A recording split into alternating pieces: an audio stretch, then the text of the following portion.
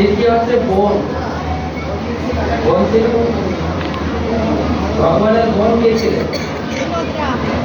সুভদ্রা। সুভদ্রা কার সঙ্গে বিয়ে হয়েছিল? অর্জুনের সঙ্গে।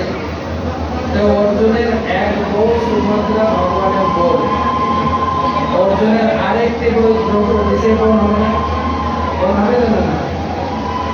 বোন ছিলেন। এবং দুটো বোনই সৌভাগ্যবতী একদিক দিয়ে, আর একদিক দিয়ে দুর্ভাগা ছিল। তাদের নিজেদের পুত্র হারিয়েছিল, দুজন পুত্রই হারিয়েছিল। দ্রৌপদীর 5 পুত্র মারা গেছিলেন, সুভদ্রার বলবান পুত্র অভিমন্যু মারা গেছিলেন। আর ভগবান কৃষ্ণ তিনি বেশিরভাগ সময়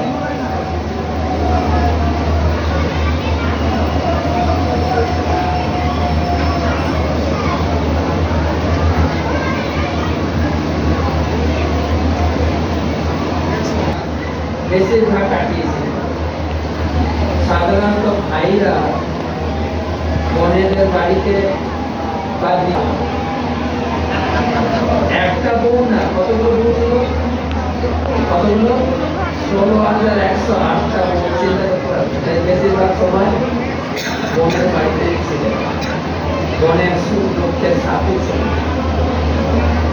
তো বোনের কথা পরে বলি, মন্দিরের কার্যক্রম